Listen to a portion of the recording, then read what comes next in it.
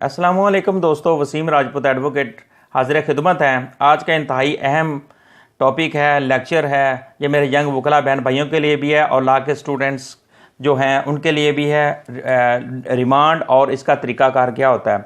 ये पार्ट 1 है। पार्ट 2 में ये पार्ट 1 इसमें मैं थोड़ा सा सरसरी ज़्यादा बताऊँगा रिमांड क्या होता है।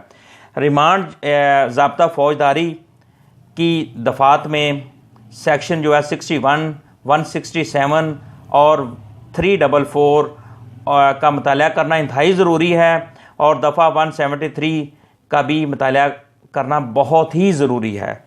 ये मस्ट है। अगर इन दफ़ात का मुताला करेंगे तो आपको रिमांड का तरीक़ाकार सारा पता चल जाएगा। रिमांड के लफ्ज़ी मानी है वापस भेजना।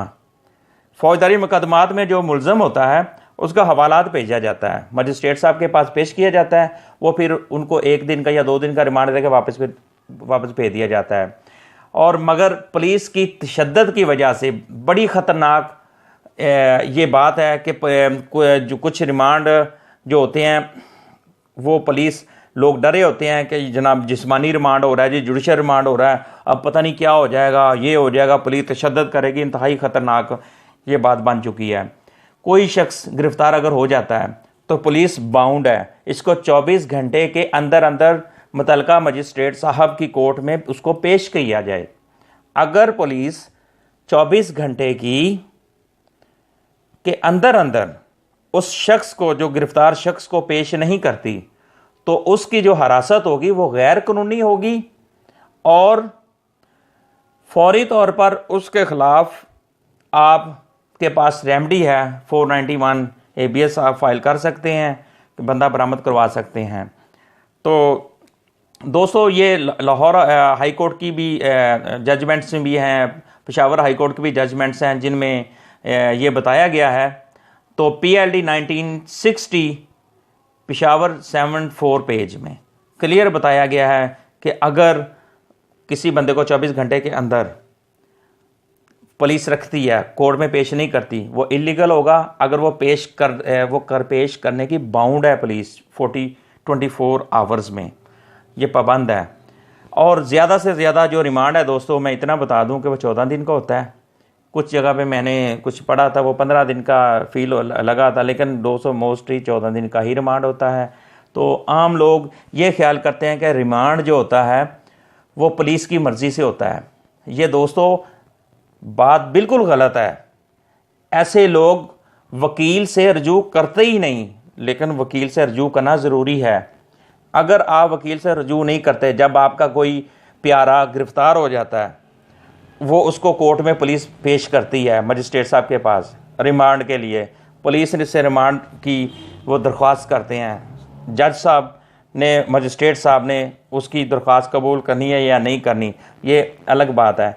बात यह है कि वो क्या करते हैं, वो पुलिस के टाउट्स जो होते हैं उनके हाथों चढ़ जाते हैं, उनके वारिस, जिस वजह से वो पुलिस का दरवाज़ा, करप्शन का दरवाज़ा खुल जाता है। वो अपनी मर्ज़ी से उस मुलज़म से पैसे बटोरते हैं, उनके वारसान से पैसे बटोरते हैं। मेरे दोस्तों, खुदा रहा जब भी इस तरह का कोई वाक़या पेश आ जाए तो फौरी तौर पर आप अपने इलाका में वकील साहब को फौरी एंगेज करें ताकि वो आपका रिमांड कंटेस्ट कर सकें। आपके कोई दोस्त, सज्जन बेली कोई गिरफ़्तार हो जाता है तो आप उनको गाइड करें कि आप उधर वकील साहब को काउंसल करें ताकि वो आपका रिमांड कंटेस्ट कर सकें, आपको जुडिशल करवा सकें, आपको इंसाफ दिलवा सकें।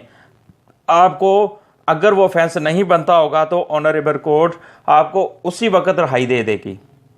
हम क्या करते हैं, हम पुलिस पे डिपेंड करते हैं। हम सोचते हैं कि भाई ये पुलिस ही लेके जाती है और पुलिस ही रिमांड लेती है, पुलिस की सारी मर्जी होती है। ये बात सरासर गलत है। इसका कंटेस्ट करना ज़रूरी है। तो दोस्तों, जिस्मानी रिमांड की बजाय इसकी इकसाम कितनी होती हैं? इसकी इकसाम दोस्तों 2 हैं, जिस्मानी रिमांड और जुडिशल रिमांड।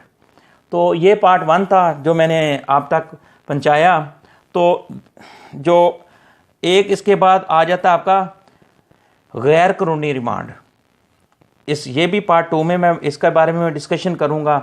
लेकिन मेरी दोस्तों, सबसे पहले कोर्ट ये देखती है आया कि ये बंदे की जो मुलज़म की ज़मानत ली जाए, आया कि ये इस काबिल है, आया कि इसको जुडिशल रिमांड पे भिजवा दिया जाए। हमें कोर्ट को अगर उस मुलज़म की ज़रूरत है कि इससे कुछ रिकवरियाँ होनी हैं तो उसको 1-2 रिमांड पे भिजवा सकते हैं।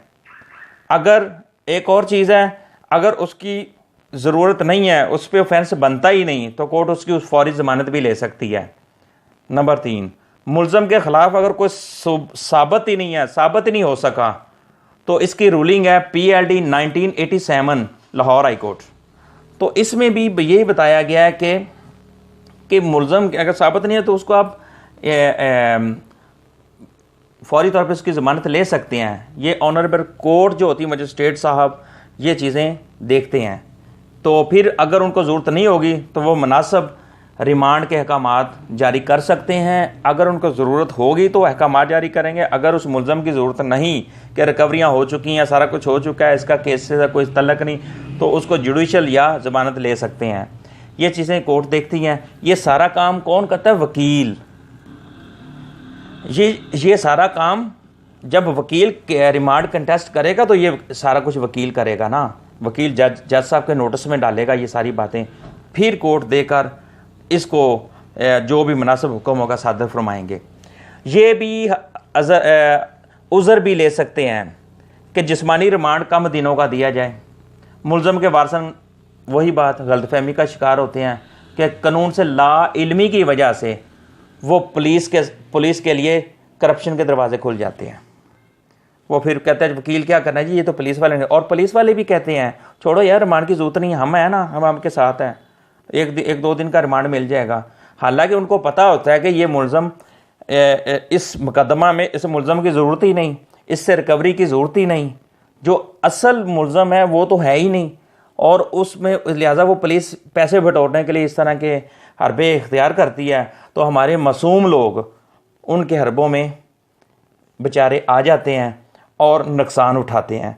लिहाजा दोस्तों, ज़रूरी है कि जब भी इस तरह का इशू हो, कोई बंदा गिरफ़्तार हो जाए, तो उनके वारसान को चाहिए कि फ़ौरी वकील साहब को एंगेज करें, ताकि अपने इलाका में जहाँ जहाँ पे इस तरह के इशू हों, तो ताकि आपको फ़ौरी तौर पे इंसाफ मिल सके, ताकि आपको कानून से आगाही मिल सके। पुलिस का काम सिर्फ ये कि मुलज़म को पकड़ना और तफ्तीश करनी, बस। और उसमें अगर जब कोर्ट को ज़रूरत होगी तो उनको पुलिस को देते रहेंगे। हमारे मुआशरे के अंदर ये है कि पुलिस तशद्दुद करती है, ये है जिस्मानी रिमांड, वो मर गया, ये क्या होगा।